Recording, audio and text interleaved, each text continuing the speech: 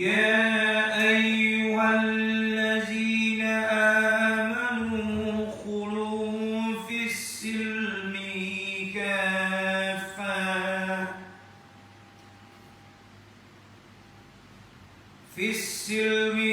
كافة ولا تتبعوا خطوات الشيطان إنه لكم عدو مبين. Hai orang-orang yang beriman, masuklah kamu ke dalam Islam secara keseluruhannya, dan janganlah kamu turut langkah-langkah syaitan. Sesungguhnya syaitan itu musuh nyata bagimu. Nah, pertanyaannya, bapak-bapak berislam kapan enggak? Pinjam kapan Pak? Jadi pilihannya dua. Kalau Islam itu harus penuh. Ya, kalau nggak penuh, pilih aja langkah-langkah setan. Gitu. Jadi nggak bisa dicampuran. Bapak apa? Alhamdulillah. Kapan ya? Nah, itu kurang tuh. Bapak-bapak renungkan Pak, dan satu gempuran ayat syarat Islam itu harus kafah, kan itu.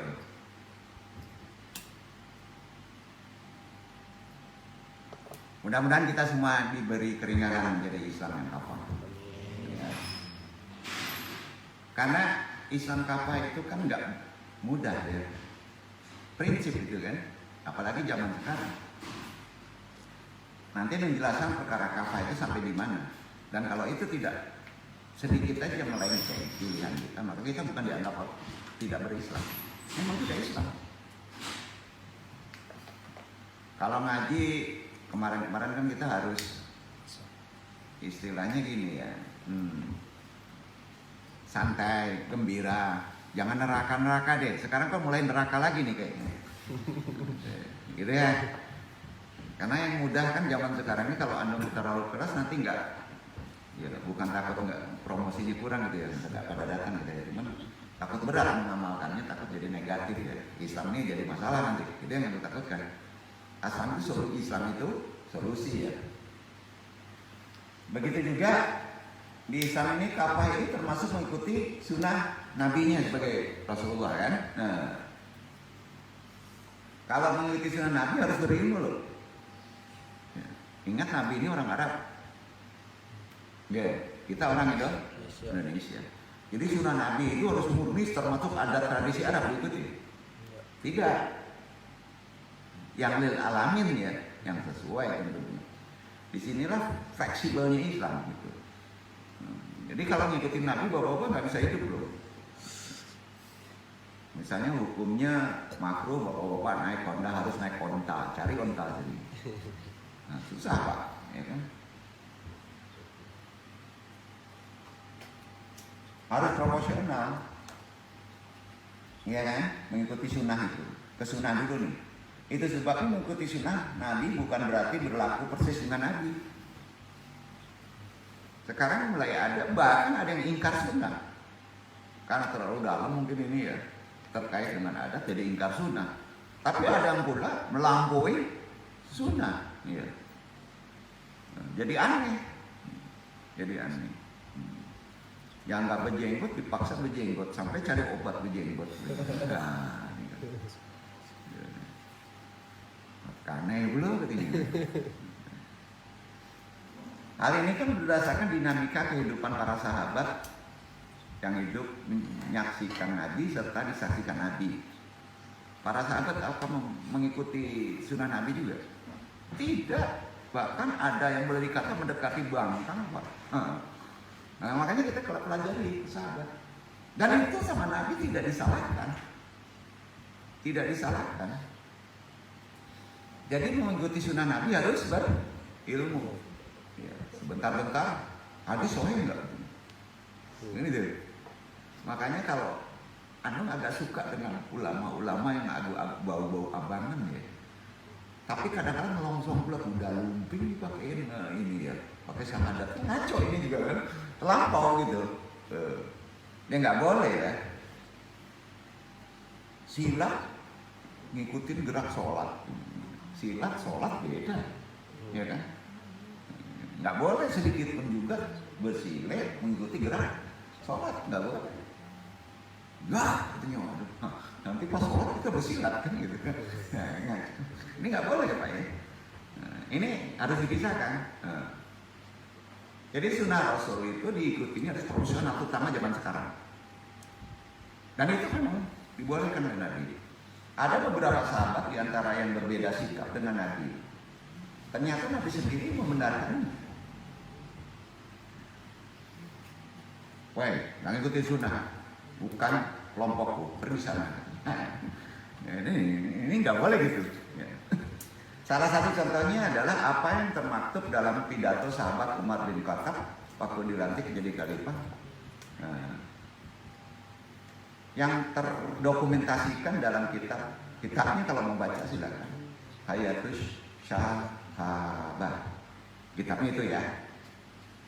Riwayat pidato sahabat Umar ini ada dalam Syarah Uzuli Sunnah. Ya. Nah. Dan kitab Al-Mustad karya Imam Al-Hakim. Juga dikutip oleh Imam Al-Munawi dalam Faidul Qadir dan Ibnu Asyakir dalam Tarik Damasik. Ya. Teksnya asli nggak dikurangi mantan. Bahasa Arab botak di duduk nggak bisa Arab botak. Langsung aja arti ya. Assalamualaikum warahmatullahi wabarakatuh. Jangan jawab. Ini teks. Wahai orang-orang, aku tahu bahwa kalian tidak mempermasalahkan sikap keras dan kasar dariku. Kata Umar. Aku bersama Rasulullah SAW dan menjadi pelayan dan pembantunya. Seperti yang Allah firmankan. Bil mu'minina raufun rahim. Bersikap baik serta asih terhadap orang-orang mukmin. At-Taubah ayat 128. Dia kutip. Maka aku bagaikan pedang yang terlunus di sisinya. Sisi Rasul. Arti kata khalifah yang ketiga, entah keempat ketiga kalau nggak salah ini adalah khalifah yang paling keras banget gitu. Sampai geleng kepala apa tuh rakyatnya itu. Waktu dia jadi sahabat, beliau itulah pedangnya Nabi. Ya, siapa namanya? Umar. Kira-kira ada gambar itu. Umar gitulah. Itu cakep ya gambar.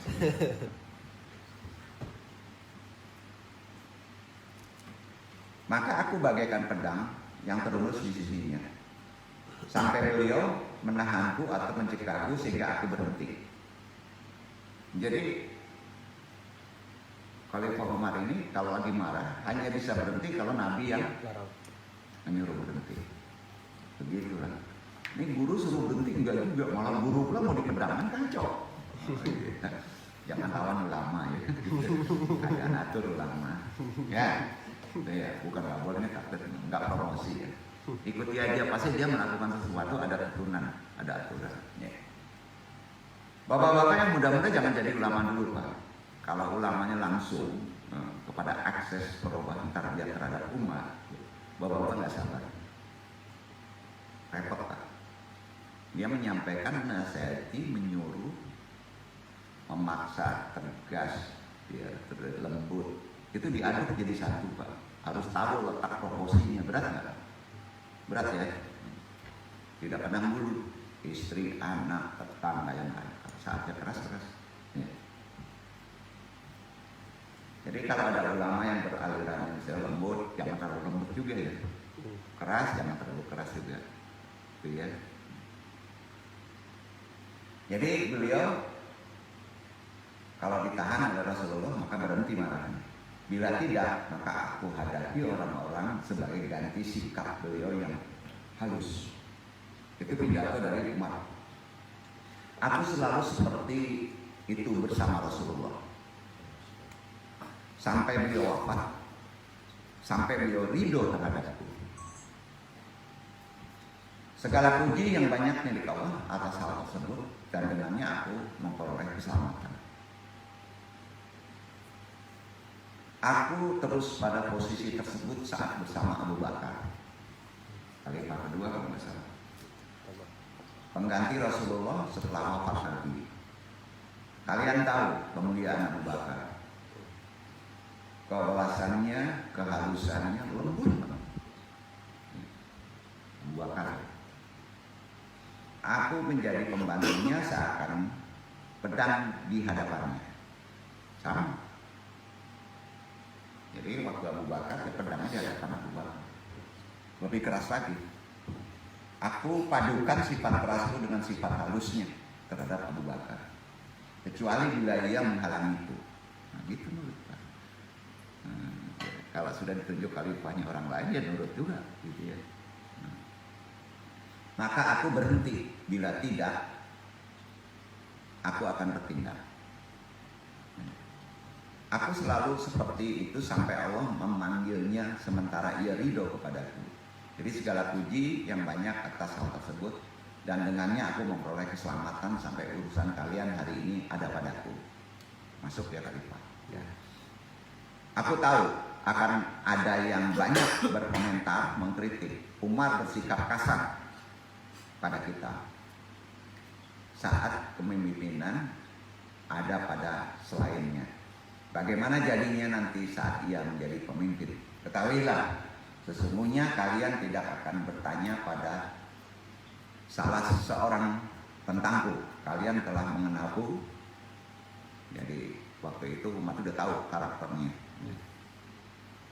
Telah berpengalaman denganku. Kalian telah mengetahui sunnah Nabi yang telah aku ketahui. Dan tidakkah pernah aku memasukkan pagi dalam keadaan menyesal atas sesuatu yang ingin aku tanyakan pada Nabi, kecuali telah aku tanyakan padanya. Ya. Ketahuilah sifat kerasku yang telah kalian lihat akan menjadi berlipat-lipat ganda ketika aku menjadi pemimpin. Waduh, seperti ngancem nih. Ya. Nah. Itu aku lakukan pada orang ditambah zalim. Pada orang zalim. Berlipat-lipat umar. Orang berbuat kesalahan dengan sengaja, keras ya, dan saat mengambil hak orang lain, terutama hak musuh, dari yang kuat ke yang lemah. Dan sesungguhnya selain sikap kerasku tersebut, aku letakkan pipiku pada orang yang baik, ya. Melindungi serta menyelamatkan kalian. Itu jaminannya Umar. Aku tidak menolak apabila antara aku dan salah seorang kalian ada suatu permasalahan. Tidak akan mundur. Aku berjalan bersamanya menuju sosok yang kalian sukai dari kelompok kalian. Lalu sosok itu teliti ulang masalah antara diriku dan dirinya. Silahkan koreksi. Jadi bertakwalah wahai hamba-hamba Allah, dan berikan aku pertolongan dengan menjaga permasalahan tersebut pada kalian dariku. Dan berilah aku pertolongan untuk memerintahkan kebaikan dan mencegah kemungkaran, serta bagaimana aku memberikan nasihat tentang permasalahan kalian yang Allah kuasakan padaku.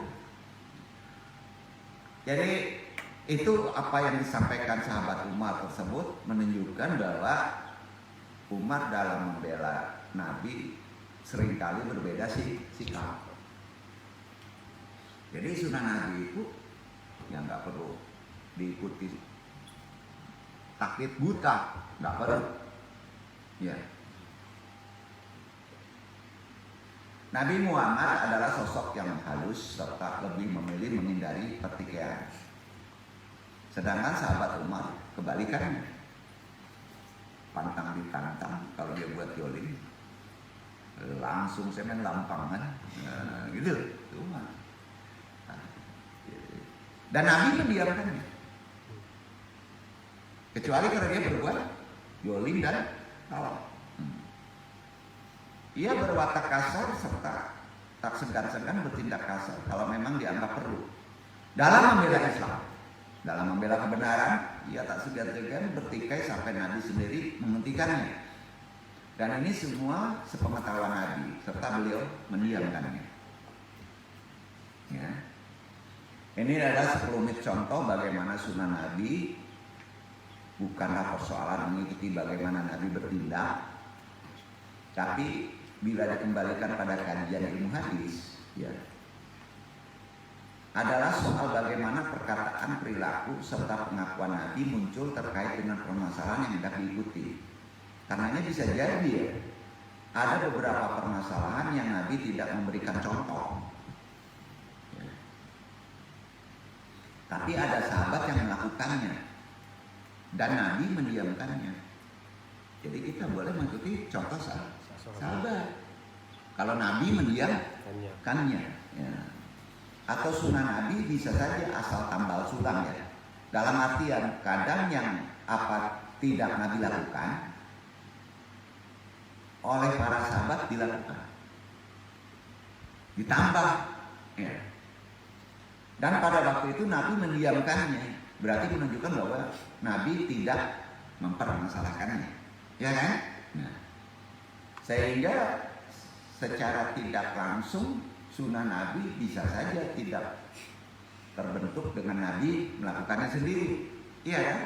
Maka profesional kita mencontoh sunnah Nabi. Tapi terkadang bagaimana Nabi tidak melakukannya sebab mungkin terhalang oleh semisal perangnya beliau. Karena dia tidak boleh berucap keras, bisa saja itu karakter bawaan, ya. Lalu para sahabat bertindak sebagai ganti Nabi, ya, dengan keras, dan semua itu sepengetahuan Nabi dan Nabi mendiamkannya. Ya. Jadi kesimpulannya dari kaji tadi, ini kan terkait mencontoh sunnah Nabi ya, dalam berislam apa, termasuk sunnah. Ya.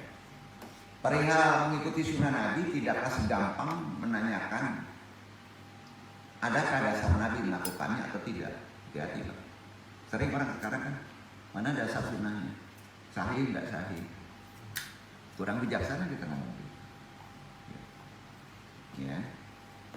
Yang penting juga melihat dinamika kehidupan para sahabat. Harus lihat dalam konteks sejarahnya.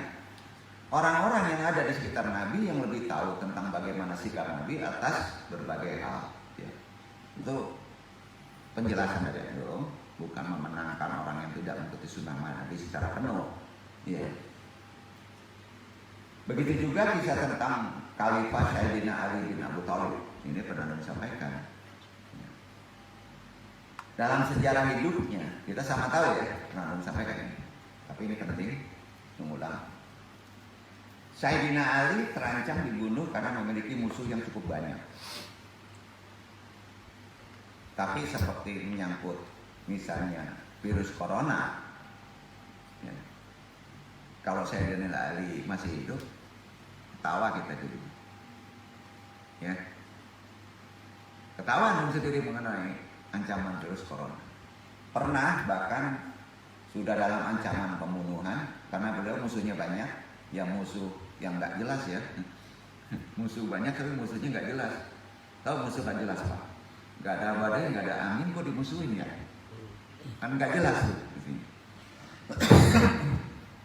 Sayyidina Ali kalau mau sholat ya tetap biasa sholatnya tanpa dikawal. Ini pernah disampaikan kan? Ketika itu Ali pernah ditanya mengapa dirinya tidak takut akan kematian. Gitu. Padahal sudah jelas banyak musuh yang tidak jelas ingin membunuhnya. Namun apa jawaban Ali? Ada yang bisa jawab? Sahabat Rasulullah itu kan malah terkesan santai menjawabnya walaupun sedang dalam ancaman yang bisa saja merenggut nyawanya. Jawabannya Sayyidina Ali itu kan hisni ajali. Ya. Apa artinya? Tabirnya hisni utawi ya. Ajari itu hisni utawi, benteng saya, kata Sayyidina Ali ada hisni, benteng saya. Ya. Itu adalah ajali.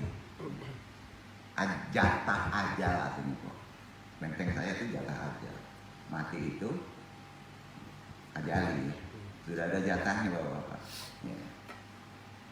Kemudian sekalipun ada ancaman mau dibunuh, ada virus corona, wabah kolera, wabah pes yang banyak, tetap saja manusia mati sesuai dengan kontraknya bro.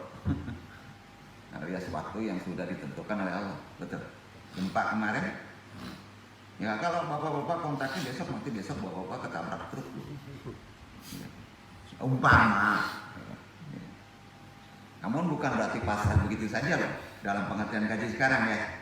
Nah, tidak ada usaha untuk mencegah penularan virus corona ya. Pasrah aja. Takdir kalau nggak pandai hati-hati ya menjabarkan takdir ya. Ini. Tetap saja sebagai manusia harus berikhtiar, itu aturan dari Allah kan. Nah, misal memakai masker di tempat dan dalam keadaan tertentu. Tapi bukan berarti kamu nggak berusaha. Usahalah. Corona ada usahalah. Ini jangan terlalu pede ya. Nah, memakai masker biar maskernya laris. Kan? Pakai aja masker kan nolong orang lain gitu ya. Tapi dosa lu bawa-bawa kalau pakai masker itu takut ketularan.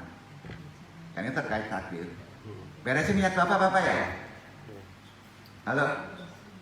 Halo untuk ibu-ibu, kalau pakai masker beresin. Niatnya bukan karena takut ketularan, tapi supaya orang yang jual masker lah laku nolong orang. Akidahnya kan gitu. Setuju kan nih? Ya kaji santai lagi ya. Benar itu. Sayyidina Ali ngajarin dong. Jadi tetap saja sebagai manusia harus ikhtiar ya. Tapi jangan salah niat. Memakai masker biar maskernya laris, tapi nggak usah diimani. Itu bahasa yang benar. Apalagi sampai berlebihan. Wih, rumah sakit harus pakai masker. Iya betul pakai masker. Aturannya gitu. Di rumah sakit nggak ada corona juga pakai masker sebaiknya kan. Aturannya gitu. Apapun yang berlebihan, jangan sampai berlebihan ya. Itu pasti berbahaya. Bapak tahu nggak? Karena takut sama corona berlebihan bapak. Dicuci sampai lubang hidung dicuci pak, semprotin semua pak. Ya. Sudut-sudut disapuin, ya. Mandi 4 jam. Ya. Bapak-bapak mati sama itu. Apapun juga yang berlebihan berbahaya. Setuju pak? Termasuk konteks dalam kesehatan. Berwudu berlebihan berbahaya nggak? Habis orang nggak terima air loh pak. Bayar mana PDAM loh. Semua berbahaya pak. Ya, yang berlebihan. Proporsional. Mencontoh sunnah Rasul juga proporsional. Ini pentingnya pemahaman. Berikhtiar juga ya harus jelas, jangan berlebihan. Apapun yang berlebihan itu pasti berbahaya. Contoh, terlalu banyak pengen batu akik bahaya nggak? Ayo tanya ini. Bahaya merah, udah biru pengen biru, udah kuning pengen kuning, bahaya pak. Jadi nano-nano nanti. Begitu juga terlalu banyak istri, sampai isnain gitu. Ya, bahaya pak. Ya berbahaya pak. Ya. Nah ini udah mulai berlebihan. Pemerintahnya kebablasan juga berlebihan. Ya. Naik mobil harus suntik, harus ada surat, periksa sana, baik orang lain berlebihan, ujungnya orang nggak makan ratusan, karena nggak bisa berusaha. Bahaya nggak pak? Nah, itu pemerintah aneh. Ada ahli agama tapi nggak ngerti. Zaman Nabi itu bukan nggak ada virus, iya kan? Profesional lah. Nah, orang kalau lapar gimana pak? Ditembus itu bahaya pak. Bisa nggak? Iya. Apapun yang berlebih berbahaya. Karena itu kalau di orang tarekat mubazir itu adalah haram. Pakai cincin berapa nih? 3. Ya. Yang anu takutkan yang 2 ini haram nih. Nah, anggain gitu. Nah, gitu pak. Ini ya, tadi bling. HP 1 pak, karena manfaatnya komunikasi itu nggak bisa lebih dari beberapa orang, apalagi sifatnya individu. Kalau 2, 1 haram. Waduh, repot bagaimana? Tunggu dulu pak kita. Kecuali istri dibolehkan 3 syariat yang gitu. Kalau HP 1 untuk menyimpan memori, ada manfaatnya 1 telepon, ya boleh 2. Nah, ya. Jangan isne. Masa 9? Iya kan? Serakah tetap. Walaupun kita nggak merasa serakah, tetap hukumnya nggak boleh. Berbahaya pak. Ya. Berbahaya lah. Seandainya hidup mati seseorang yang sudah tertulis di Lauh Mahfuz, Bapak-bapak, hidup mati sudah tertulis di Lauh Mahfuz. Ya. Coba andaikan kita bisa melihat Lauh Mahfuz, mau? Berdoa minta melihat catatan takdir kita di Lauh Mahfuz, mau nggak nih? Takut kalau ada, lebih baik nggak tahu. Jadi nggak tahu itu enak. Setuju nggak? Mau tahu perkara jin? Kenapa kok ditutup-tutupin sama andung ya? Kalau udah tahu nggak enak, bahaya. Gitu. Kan nggak percaya. Coba andai kata kita bisa melihat Lauh Mahfuz, pasti kita semua ini ketawa malu, Pak. Ketawa malu, ketawanya malu. Seumpama nama kamu di Lauh Mahfuz tertulis mati karena ketabrak angkot, umpama. Ya. Kemudian kamu nggak tahu kan? Kita kan nggak tahu mati itu. Malahan terus-terusan pakai masker takut corona, gimana? Bapak udah tahu matinya bapak ini ketabrak angkot, tapi terus-terusan bapak takut mati sama corona, pakai masker, gimana Pak? Enggak? Banyak orang enggak kan? Ini banyak orang enggak. Ada juga banyak orang enggak. Bahaya. Padahal Islam. Ya kan? Kan jelas bapak-bapak mati itu nggak ada yang tahu. Ya pakai masker aja. Tapi kalau niat bapak takut karena corona, bapak-bapak sudah menggeser akidah. Setuju nggak tuh? Kan perlu menjelaskan ini. Iya. Nah. Hebat Sayyidina Ali aja. Karena dekat Nabi ya. Jadi tahu.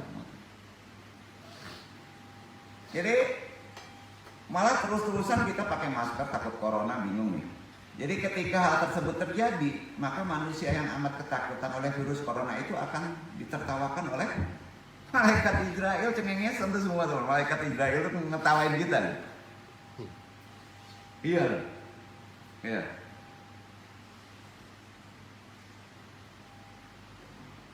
Mati dia itu bukan karena corona, Pak.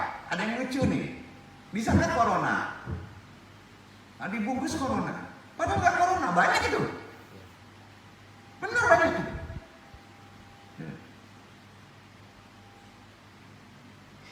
Malaikat Israel kan sampai cabut nyawa. Bahkan manusia itu ternyata mati bukan karena pandemi virus corona, melainkan karena hal lain. Apalagi kalau di Lauh Mahfuz ditulis ini, umpamanya Pak mati karena dibentak istri. Kan kacau nih Pak. Ya, pakai masker kan bingung Pak. Matinya dibentak sama bini Pak gitu kan. Tapi dia pakai masker kan diketawain sama malaikat Israel. Benar Pak? Ya jadi jangan mau deh. Nah, makanya kita bodoh itu enak Pak. Kalau bapak tahu di Lauh Mahfuz, bapak udahlah pede banget gitu. Tapi ketakutan. Ada fobia nanti loh, nggak mau kawin misalnya karena matinya takut dibentaki istri. Nah, contoh Firaun kan ada fobia, karena dia menuhankan rasa tahu.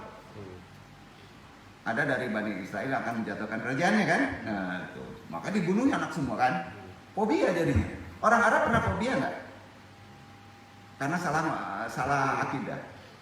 Zaman jahiliyah perempuan dibunuhin semuanya, ya kan? Nah, itu bahaya takdir. Nah sekarang banyak orang berbahaya. Nah kalau digeser sama Allah karena dia mintanya terus, kan secara nggak sadar kalau kita ikhtiar pakai masker yang protein semua, menggeser akidah, maka dirubah terus. Iyalah, lu matinya sama corona mau begitu. Nah, itu ada hadisnya. Jadi berlebihan takutnya hanya dengan kondisi ikhtiari corona itu berbahaya. Makanya biasa aja. Ya, oke kan? Tahu bapak-bapak anak-anak nikah. Jodoh itu ada pada diri kita sendiri loh. Kita yang nggak nerima jodoh. Itu ada kaitan dengan ini. Inoan seorang kaji. Pusing ya?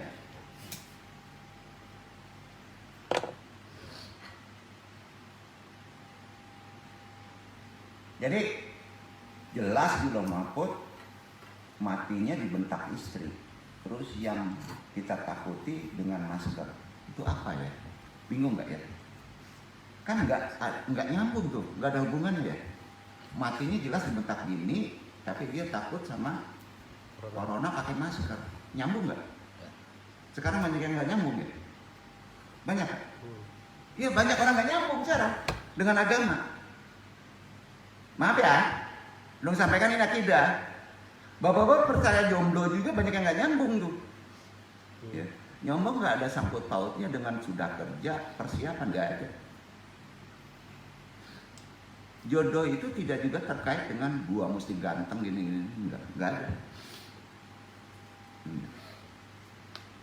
Jadi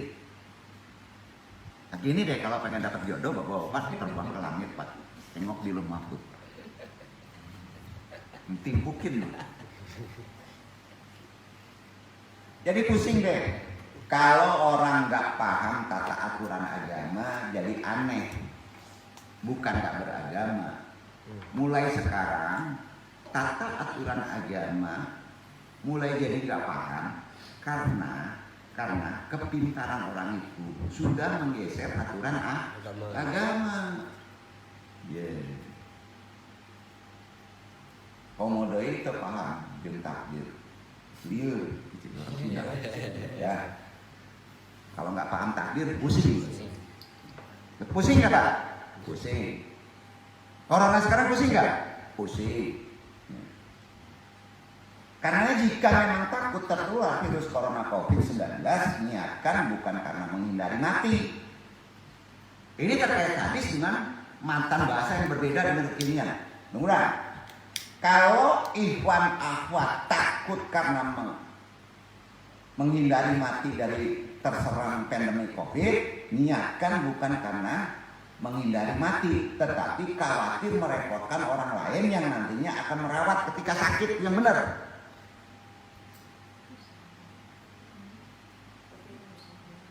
Empat sakit, apa nggak ngikuti masker Pak, yang repot kita. Itu niatnya bukan matinya, repot orang lain, apa kelemahan lainnya ya. Udah dirawat sama orang lain dan menularkan penyakit ke orang lain, dua ya. Nah, sakit juga bakal mengurangi doa. Kurang ngaji datang kemari, sakit. Ini yang nggak sakit nggak datang kan aneh. Nanti disakitin sama andong tuh, masa bodoh. Nanti pas sakit aneh zaman sekarang datang ya. Kan ada yang sakit datang, ya ngaji. Berarti ngaji juga nggak salah niat Pak. Nah, ini bukan nonjok gitu ya. Nah, jadi di sini pengertiannya harus kita pahami. Kalau saya sakit, ya, sujud kurang nggak? Kurang. Ngaji kurang kan? Kurang. Nah, itu yang dihindari. Ya. Berarti ketakutan kita terhadap kekurangan aktivitas ibadah itu yang dibolehkan oleh agama. Jadi kalau kurang dari aktivitas apa yang diperintahkan hidup, yaitu untuk ibadah, niatkan itu. Maka bapak-bapak demi Allah tidak akan diberi sakit. Maka, yang kemarin agak bandel yang duduk, padahal nggak apa-apa, takut sama corona karena teman-teman ada yang isde, nggak boleh. Justru begitu harus ya. Pokoknya jangan sampai niatkan aja dalam hati. Kita tidak boleh kurang dari ibadah. Duduk, nggak boleh kurang sujud, nggak boleh kurang sholat, nggak boleh kurang membantu orang. Maka bapak-bapak tidak akan disakitkan sama Allah. Berarti bapak-bapak mengikuti aturan Allah, tidak menciptakan ente semua itu untuk beribadah. Betul nggak tuh? Nah, penjelasan ini jadi nggak ada ilmu yang disebut anti sakit, nggak ada. Ilmu anti sakit adalah niat kita. Makanya di bulan ngomong supaya jangan tahu yang di luar. Itu ilmu takdir. Duduk nggak? Duduk ya. Jangan sampai sujud kurang, ngaji kurang, ibadah kurang, aktivitas kepada Allah kurang, aktivitas kepada masyarakat kurang. Kalau itu baru Islam. Gitu ngajarin Islam. Ya. Pola mikir kayak gitu baru benar. Pola pikir kayak gitu baru benar. Ya. Agama itu seperti halnya iktibar boleh ya. Sebuah produk kayak produk yang laku apa kira-kira, Supermi, apa lagi, sabun lo, kayak produk. Ya. Agar diikuti orang banyak, dibeli orang banyak, maka harus memenuhi prinsip-prinsip marketing itu. Pendakwah ya. Pendakwah itu ngaji harus ada prinsip-prinsip marketing. Kok jadi kesini ngajinya? Harus begitu zaman sekarang. Nah, menyampaikannya harus membuat orang lain tertarik. Kalau marketing perilaku harus menarik kan? Pak mengganggu ya Pak. Aktivitas Bapak saya ganggu padahal dia dagang. Ya, betul kan? Harus marketing begitu juga beragam. Nggak asal nasehatin ya teriak, apalagi gampang nasehatin nggak mau diterima nasihat, kacau ini orang ini, aneh ini orang. Katanya ngaku Islam, sholatnya rajin tapi otaknya mudeng, tahu mudeng? Mudeng itu kebanyakan ngayal Pak.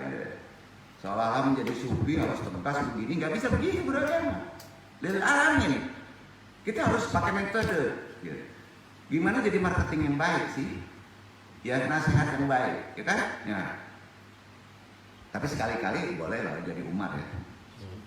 Gitu ya?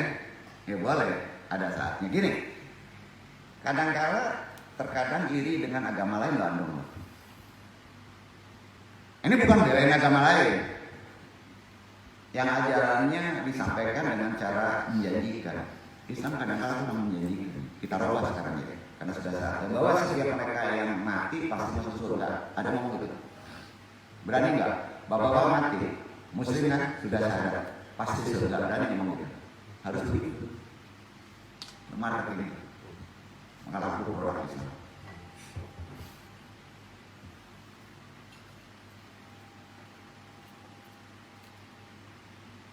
Pakai batu Yaman ya. Karena Yaman itu bisa menyimpatkan seperti Rasul, Pak. Masuk surga laku Yaman.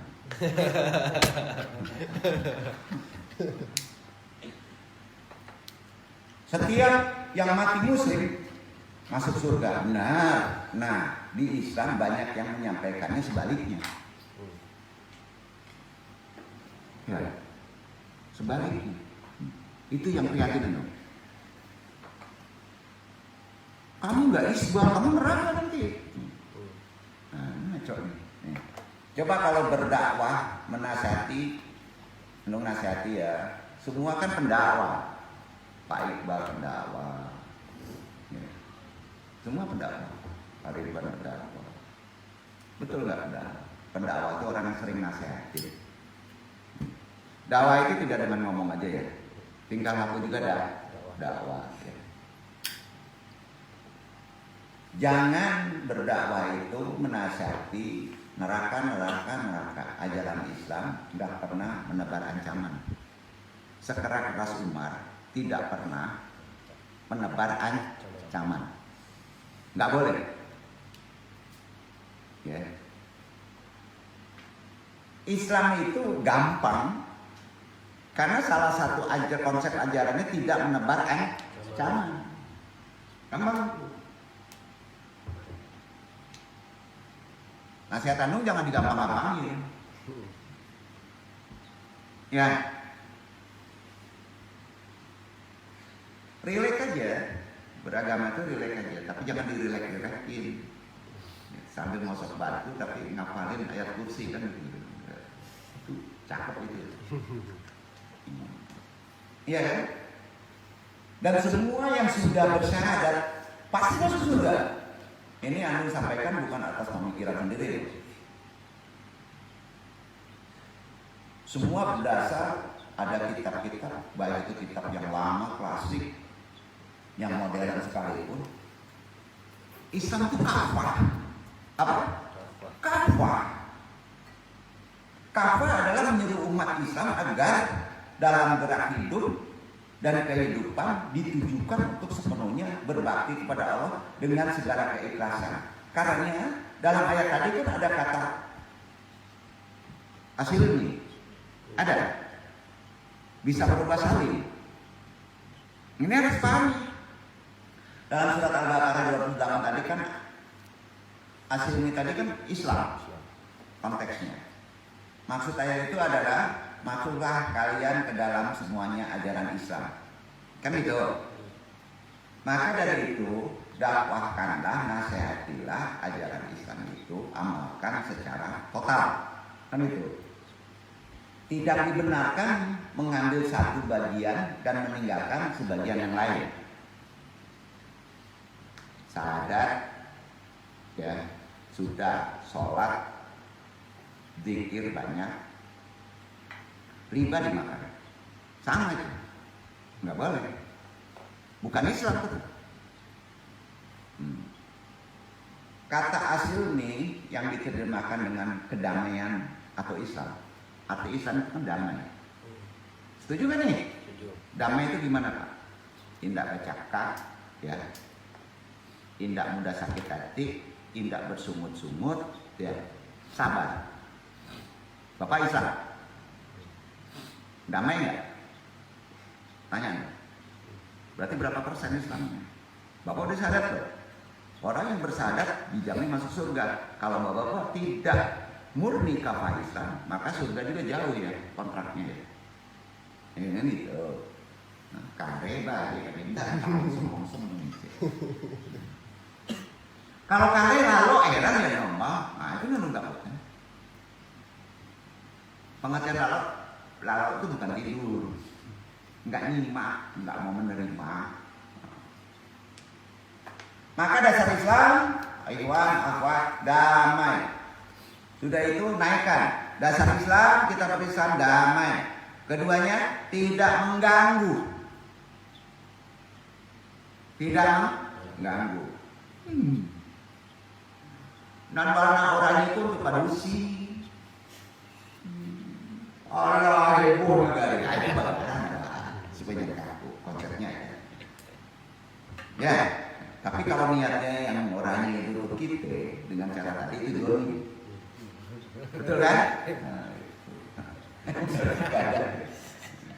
Jadi Islam itu damai, tidak mengganggu. Kedamaian yang ayat ini diibaratkan pada suatu wadah yang dipahami dengan kata fi. Karena ada kata fi. Itu wadah, fi itu wadah. Jadi kalau Islam ada tempatnya. Tempat Islam itu damai.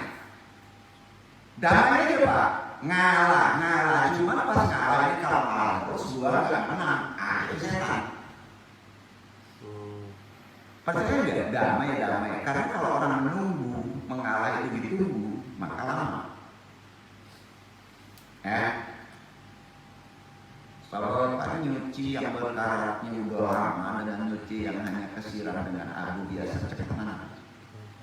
Tapi kalau lama itu kosong dulu, pikir dulu kan?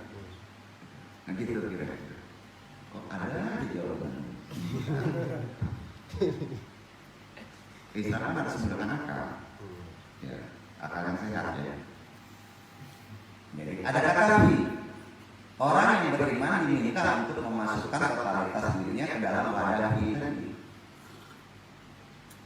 Ya, bapak-bapak Islam total masuk. Jadi kalau ngaji di adu jangan separuh. Total harus masuk. Setuju? Bapak-bapak total harus masuk. Sama bapak-bapak. Bukan karena pakaiannya jadi. Jangan nanggu. Islam begitu, total harus sama. Masuk seluruhnya. Sehingga semua kegiatan berada dalam wadah atau koridor kedamaian. Maka bapak-bapak total harus masuk Islam, bapak-bapak damai. Walaupun bapak digosong sama orang lain. Demi Allah. Bagus itu. Ya, jadi gini. Damai dengan dirinya juga. Perlu. Caranya awalnya berat. Yang paling berat itu damai dengan siapa Pak? Bukan dengan orang lain.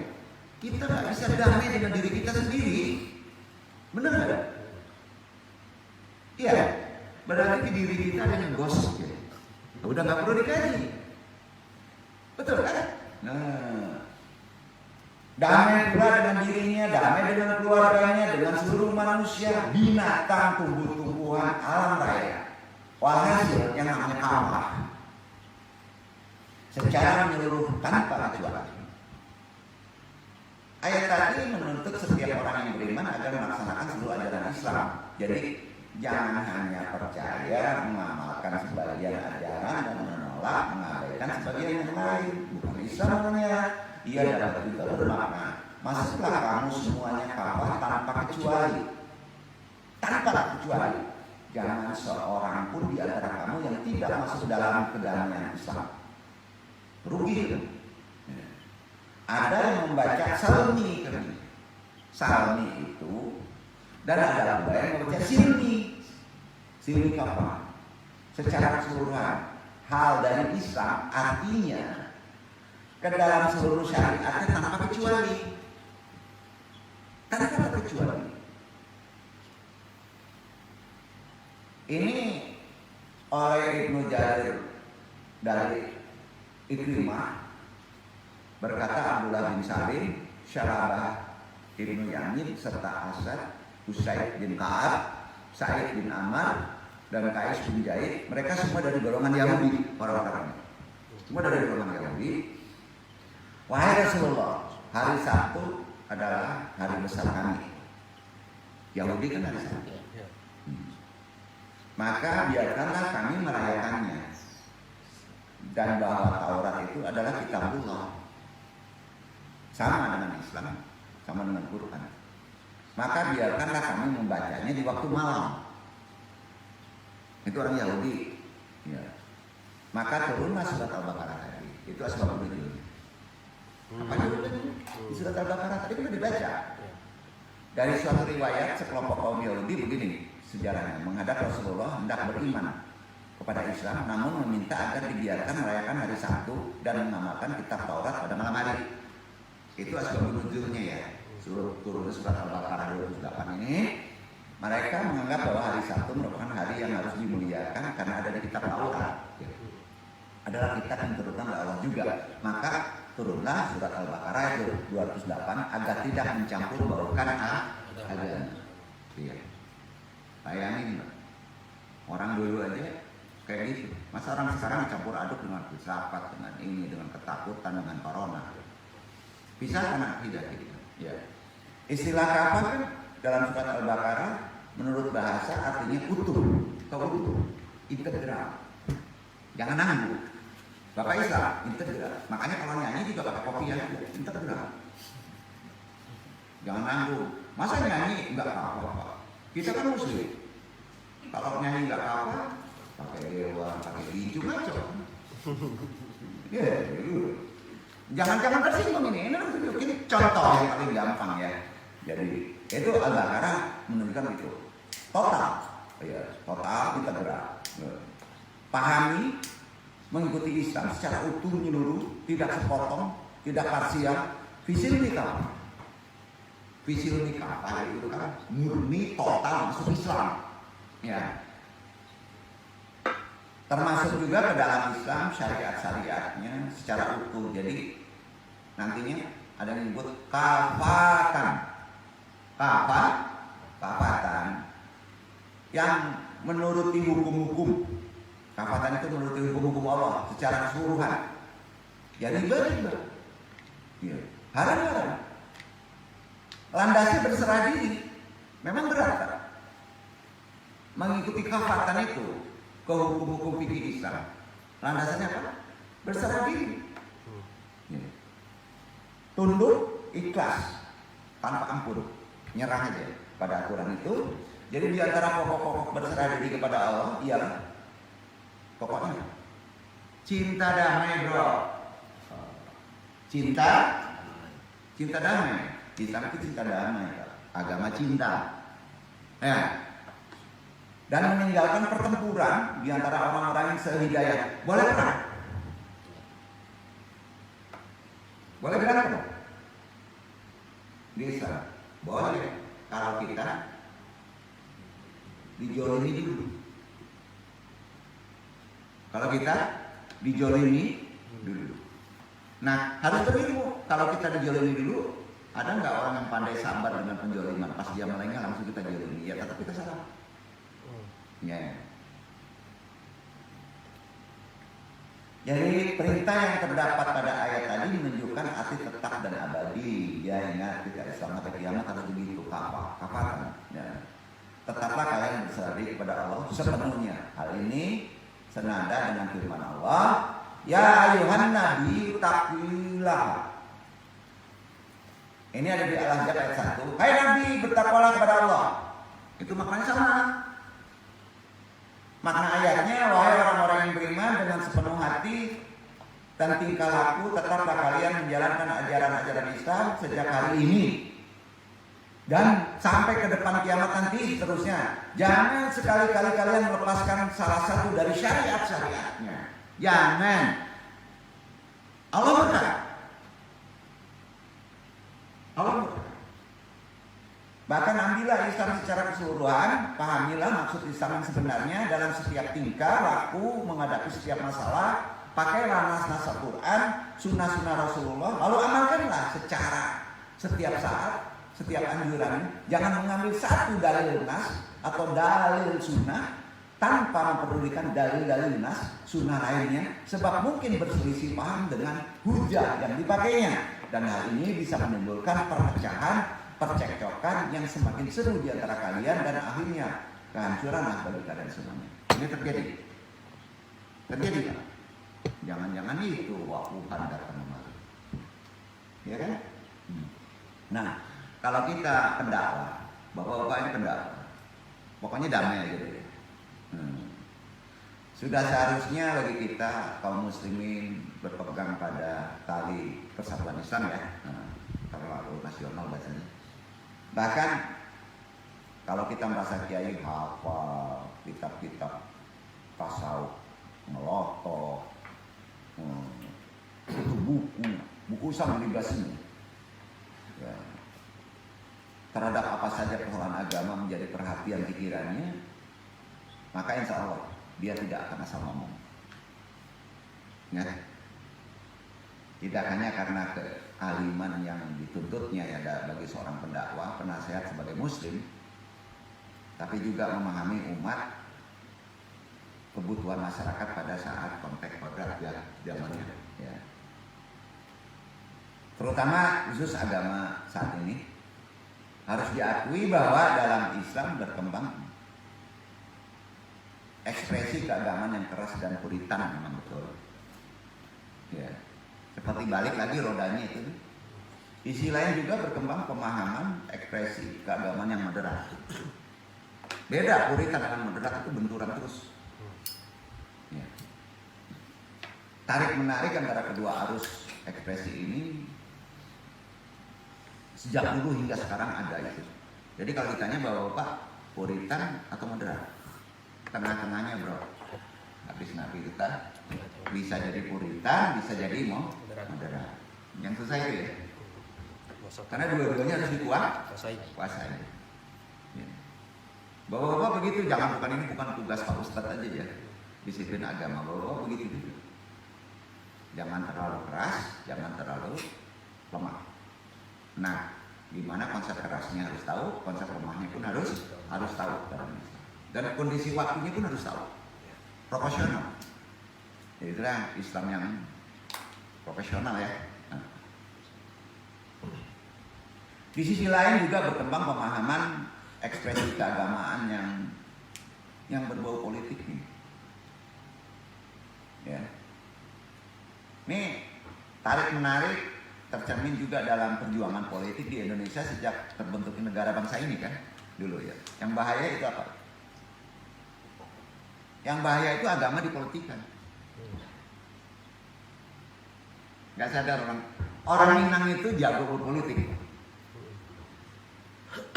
Tapi politiknya lebih cenderung ke untung. Makanya politik gagal. Hati-hati terseret ke agamanya.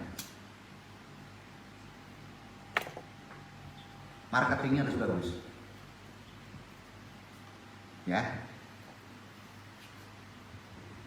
Di Indonesia sejak terbentuk negara bangsa sampai sekarang isu tentang pertentangan antara Pancasila dan Islam sudah ada. Nah, ini kan bersumber dari pertentangan dua arus tadi, puritan dan modern. Ya. Karena itu bisa disebut ada agama politik. Sampai sekarang ada agama politik. Banyak. Kadang-kadang yang melakukannya nggak sadar. Dan itu paling dibenci oleh Allah. Politik biasa ada di Islam. Tapi yang gimana? Menurut gue jangan beragama politik ya. Dan ada pula agama non politik. Nah sekarang unik kan? Saya tidak berpolitik kata Sataria, Kodoria dan sebagainya. Tapi sesungguhnya dia politik. ya. Jadi kita harus berilmu. Jadi sejatinya ekspresi keagamaan dalam politik bukan hal yang aneh. Sebab sebagai sebuah nilai, ia memerlukan kekuasaan untuk mengekspresikan keagamaan. Ya, harus kuat kan? Atau sebaliknya, kepentingan politik bisa juga memanfaatkan agama. Itu yang bahaya. Mulai ada kepentingan kelompok politik menggunakan memanfaatkan agama. Mulai ada, nggak akan sebut. Nggak akan sebut. Dan akhirnya laku itu, istidrot namanya kalau jadi pemimpin. Sebaiknya nggak usah. Ya, Islam itu kafah. Kafah itu gimana? Ini kan terjadi di Arab Saudi sendiri. Bapak kalau belajar politik Islam, coba di Arab Saudi gimana? Berdirinya negara kerajaan itu memanfaatkan aliran Wahabi kan? Jangan bohong. Ini kan di-share. Betul. Agak sedikit modern untuk mengokohkan kekuasaannya kan? Setuju Pak Ustaz? Setuju ya? Tapi jangan di luar nabrak.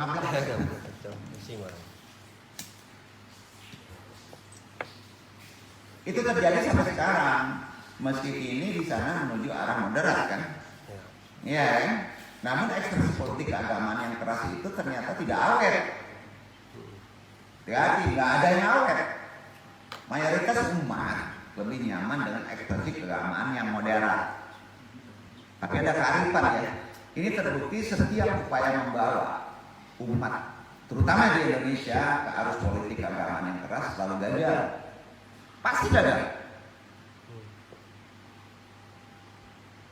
Itu sebabnya jangan ada anggapan agama Islam hadir membawa masalah. Jangan. Karena ada orang yang menganggap Islam lagi masalah lagi. Ya. Tanya, demonstrasi itu ajaran Islam enggak? Moderat? Tidak. Bukan ajaran Islam. Zaman Nabi enggak ada demo.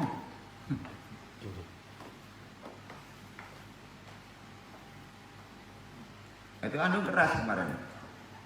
Karena pemahaman fikih beragama politik takut politik itu menggunakan agama, itu kuncinya. Itu yang dilarang. Karenanya ada 3 hal yang bisa kita pahami dalam konsep Islam kafah ini. Pertama, cara beragama yang rileks, menenangkan, tidak terlalu serius banget gitu ya. Agama itu harus serius dalam konteks tertentu ritual. Agama yang bisa dijalankan oleh semua lapisan masyarakat dengan berbagai tingkatan harus masuk. Ya, SD, SMP, SMA jadi satu masuk, tapi nggak kacangnya. Berat itu, nggak gampang. Jadi makanya kalau ada yang mau konteks membuat buku pada satu kelompok akademis dengan konteksnya misalnya ke sains yang sifatnya kesehatan, silakan. Ya. Betul kan? Tapi tantangan Anda satu, kalau ingin menyebarkan konsep kesalahan itu bisa dibaca oleh seluruh lapisan. Dakwah juga. Pas masuk harus tahu ini berapa orang, dari kelompok mana aja, pola pikirnya gimana. Itu bukan perkara mudah. Jadi tingkatan ini yang perlu kita pahami. Pesan beragama yang rileks itu menenangkan sebenarnya. Harus tetap disampaikan dengan landasan keilmuan yang kuat. Itu rahasia. Landasannya justru bukan yang lemah. Ilmu harus cukup kuat. Kitab klasik harus hadis, tidak terblok. Ya, tidak terblok. Kedua, kealiman atau keluasan ilmu bagi pendakwah, kita termasuk pendakwah. Keluasan ilmu agama menjadi terpercaya dalam penyampaian pesan agama apa saja ya, dalam konteks apa saja. Apalagi kalau disampaikan dengan bahasa-bahasa yang sederhana, mudah dipahami kaum awam. Karena itu, kalau ada yang ngomong kemana-mana bawa agama, jitak aja orang itu. Boleh jitak? Boleh. Ya kita memang harus kemana-mana bawa kemana-mana tak gendong dengan agama gitu. Memang benar. Kondisi sekarang harus begitu. Ya. Karena ada jaminan kan. Aturan yang paling alamin sampai kiamat adalah Islam. Undang-undang dasar digoyang-goyang juga kan. Nah, kenapa bisa bertahan? Karena ada konsep-konsep Islam yang masuk. Jadi penyampaian yang sederhana bukan berarti arti kata penyampaian pesan agama itu di dalam tataran yang rumit ya, nggak bisa. Kalau pasti tantang rumit, misalnya bapak-bapak misalnya dakwah di musola yang jauh dari daerah, gitu. Apa bisa menyampaikan? Mas bapak diundang sama rektor Unan misalnya, bisa menyampaikan, ngomong juga orang itu. Bisa menciptakan pendakwah kayak gitu. Harus. Kita pun harus bisa dalam menasihati, menjelaskan sain dalam bahasa agama secara benar-benar dan baik ya, lancar. Sain, sanggup? Ini kok jadi menung nih? Sanggup nggak? Gak yakin gua mau kayak lu katanya. Itu jangan dulu sedon. Ya, jangan. Ya. Ketiga, publik kita kayaknya sudah jernih dalam narasi keagamaan yang keras. Ya. Udah bosan. Sekarang kan kalau berdakwah memberi nasihati, gampang deh Pak, bisa populernya ya Pak ya, gampang. Karena ada medsos ya. Yang disampaikan oleh para tokoh agama yang ekspresi politik ya, ini menjadi narasinya keras nih, yang menjadikan pertentangan tanpa akhir karena menyangkut soal keyakinan nih. Ya, biasanya perang itu karena faktor keyakinan. Keyakinan dikunci pada takdir ya. Di saat terjadi kejenuhan ya, dengan materi keagamaan yang menyenangkan, menenteramkan, menjanjikan jaminan keselamatan di akhirat sepanjang telah bersyahadat. Ini penting. Setuju ya untuk pendakwah, wabil khusus ustaz kita. Ya. Pak Al juga nggak apa-apa, nggak perlu di mimbar Pak berdakwah gitu Pak. Sekarang pertanyaannya mudah dulu, bapak-bapak nasihati istri bisa? Bisa nggak? Nasihati anak aja malas gitu, karena konsepnya ya. Satu niatnya itu satu aja ya. Kalau kita menasihati seorang niatnya itu bukan ingin dihargai. Itu memang tugas kita. Allah bukan minta dibantu. Maka bapak bisa. Nah itu yang susah.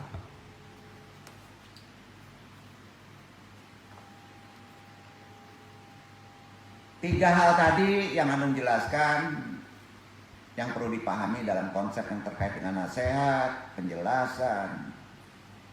Ini di luar konteks dalam pemaksaan ya. Kalau tasawuf menyebutnya apa? Talqin. Nah, beda. Talqin itu karena dia sakit. Kalau sakit paksa. Ya, betul kan? Berarti kita sayang kan? Kalau sakit paksa. Ya. Kalau apa nggak ada yang sakit loh, nggak ada. Lahiriahnya nggak ada sakit, buktinya bisa kemarin nggak pakai ambulan. Ya.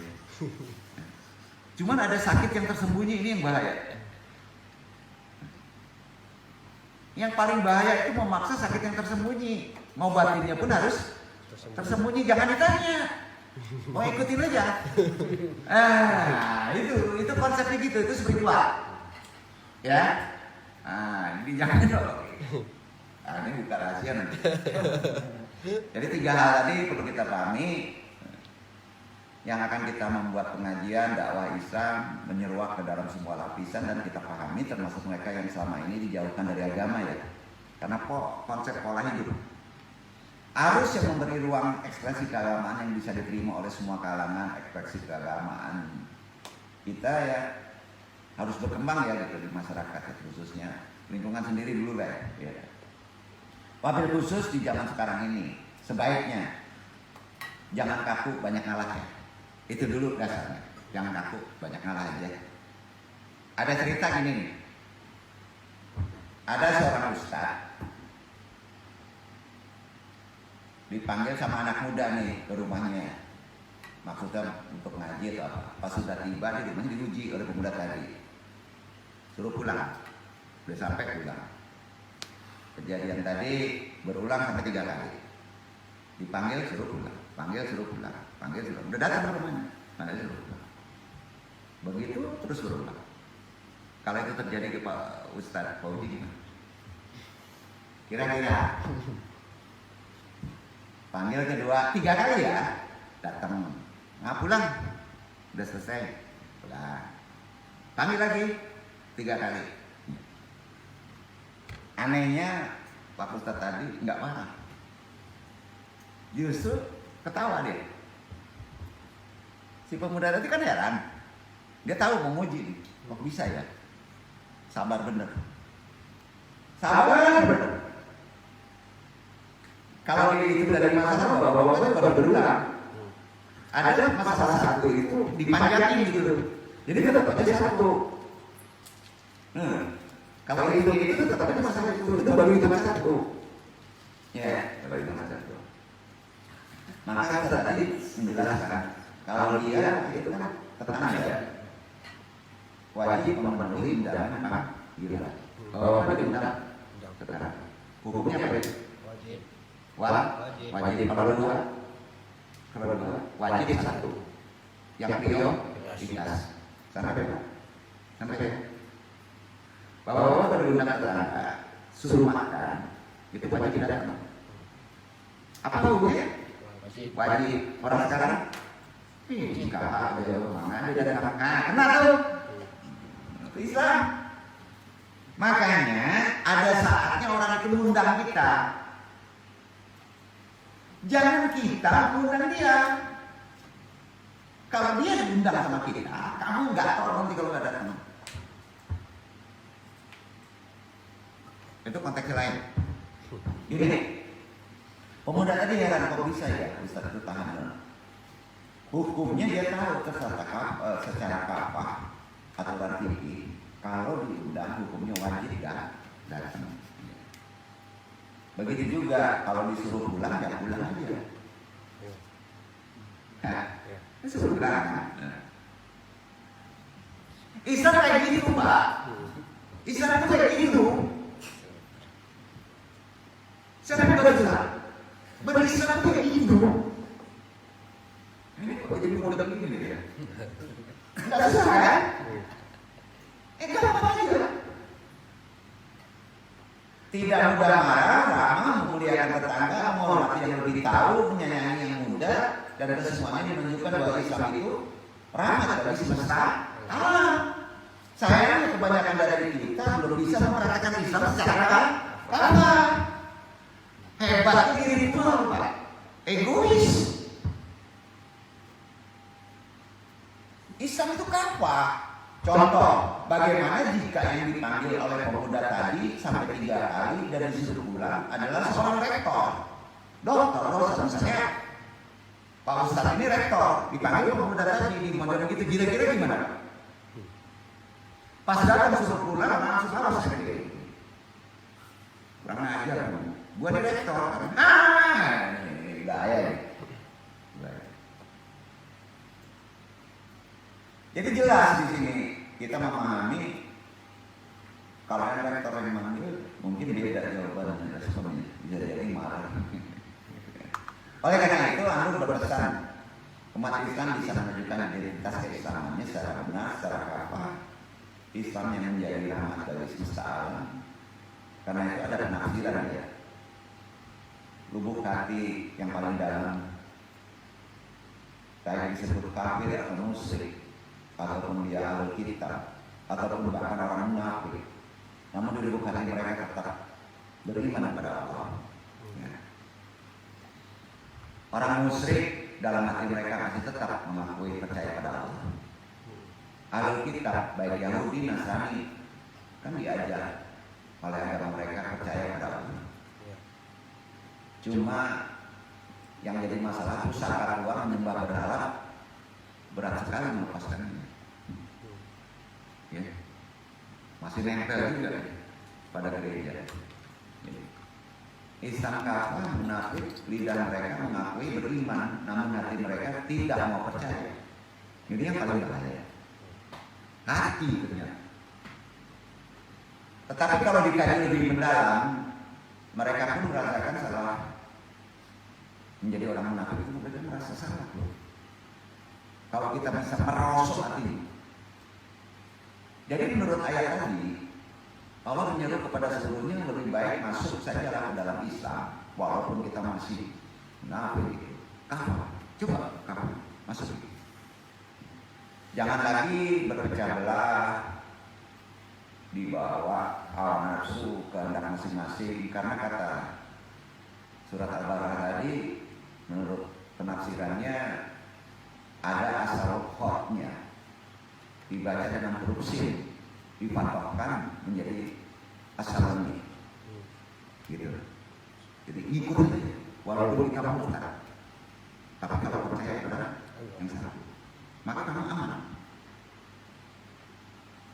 Ini sebenarnya konteks kajiannya sulit karena menyampaikan secara bahasa yang lebih ke faktor akliyah yang betul-betul menerima jernih, ya sulit. Takutnya itu dipukul rata semua orang baik gitu.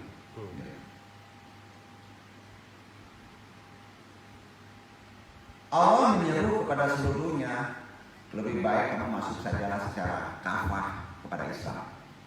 Jangan berpecah belah, itu di Al-Baqarah. Makanya jadi kata asli dari Quran Al-Baqarah tadi menafsirkannya beda menjadi salmi.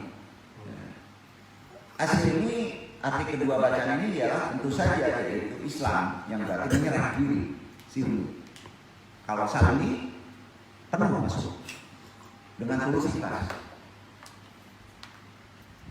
Itu sebab arti penggabungan salmi sirmi itu jadi al-musalam. Artinya suasana perdamaian akan timbul di kedua belah pihak. Begitu menceritakan. Jika dituruti semua hal ini memang agak susah ya. Orang yang beriman atau ahlul kitab atau munafik yang selama ini seakan-akan menentang Allah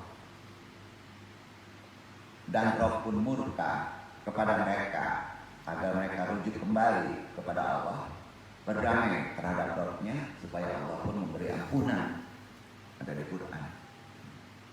Lalu datang kalimat kafatan yang berarti semuanya atau seluruhnya, bukan terpisah-pisah pada beriman aja. Beda dengan ritual. Puasa harus yang beriman. Ya, beda. Jadi keseluruhan itu kafir, muslim, munafik masuk. Jadi Bapak kalau belum full masih ragu, masih baca dulu gitu. Kafatan. Ini yang perlu kita pahami. Jangan setengah-setengah seperti dalam mengerjakannya. Ibadah puasa bulan Ramadan, sholat 5 waktu ditinggalkan. Nah itu nanggung. Ya. Jangan bersifat sebagaimana yang digambarkan oleh Allah dalam Quran tentang sifat-sifat orang Yahudi. Yahudi sendiri suruh kafah. Al-Baqarah 85 dibaca dulu Ivan.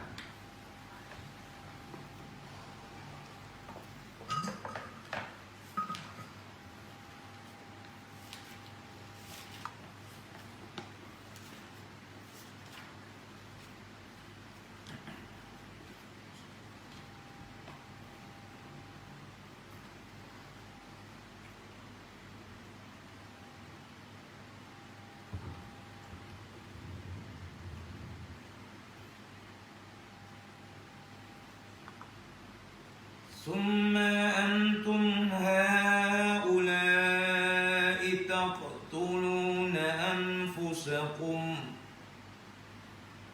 أنفسكم وتخرجون فريقا منكم من ديارهم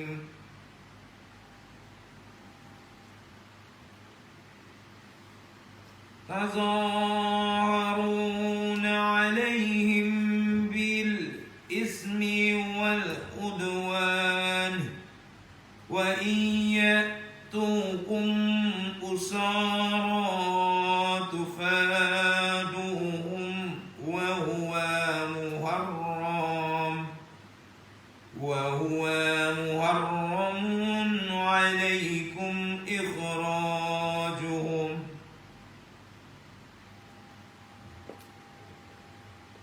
أفتؤمنون ببعض الكتاب وتكفرون ببعض فما جزاء من يفعل ذلك منكم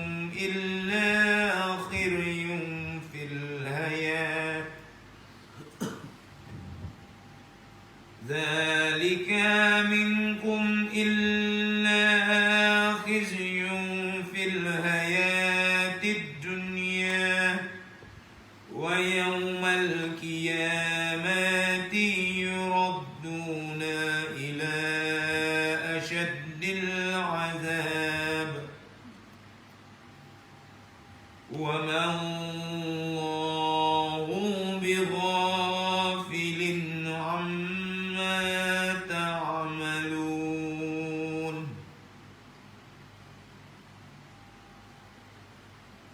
Kemudian kamu Bani Israel membunuh dirimu, saudaramu sebangsa, dan mengusir segolongan daripada kamu dari kampung halamannya. Kamu membantu terhadap mereka dengan membuat dosa dan permusuhan. Tetapi jika mereka datang kepadamu sebagai tawanan, kamu tebus mereka. Padahal mengusir mereka itu juga terlarang bagimu. Apakah kamu beriman kepada sebagian Alkitab Taurat dan ingkar terhadap sebagian yang lain? Tiadalah balasan bagi orang yang berbuat demikian daripadamu, melainkan kenistaan dalam kehidupan dunia, dan pada hari kiamat mereka dikembalikan kepada siksa yang sangat berat. Allah tidak lengah dari apa yang kamu perbuat. Jadi di kita seluruh kehidupan sekarang kita selalu memiliki prinsip ya. Masuk Islam apa atau ikut langkah-langkah sekarang. Kalau berislam tidak apapun, kamu akan diuji, akan susah gitu. Makanya tiap hari ya, kalau udah bau yang langkah-langkah setan jauhin aja ya. Kondisi sekarang memang begitu Pak. Ketika Allah menyuruh orang mukmin untuk masuk dalam Islam secara penuh, total, kafah. Kalau Allah menyuruh hati waspada, sekarang sudah ada, harus hati-hati. Kalau sudah penuh masuk Islam, waspada kepada mereka agar tidak mengikuti langkah-langkah setan. Itu di Al-Baqarah tadi 208. Jadi hanya ada dua arah, ada dua prinsip Islam sekarang. Masuk Islam penuh, kafah, atau mengikuti langkah setan, petunjuk atau kesesatan, Islam atau jahiliyah, Allah atau jalan setan, petunjuk Allah atau kesesatan setan. Dengan contoh seperti ini, Muslim harus menemukan sikap dari dirinya berislam. Silakan pilih untuk tidak boleh ragu dan bingung antara beberapa jalan yang berbeda-beda dan beberapa arah yang berbeda-beda. Insya Allah Bapak diselamatkan itu. Kafah itu kan tadi dijelaskan. Islam itu bukan di masjid, bukan di Ka'bah, di dapur ada Islam, ya betul. Di kafe ada Islam. Kemana-mana Islam, karena Islam itu lengkap. Mudah-mudahan bermanfaat. Wabillahi taufiq. Banyak maaf. Wassalamualaikum warahmatullahi wabarakatuh. Waalaikumsalam warahmatullahi wabarakatuh. Subhanallah. Allahumma wa bihamdika asyhadu an la ilaha illa anta astaghfiruka wa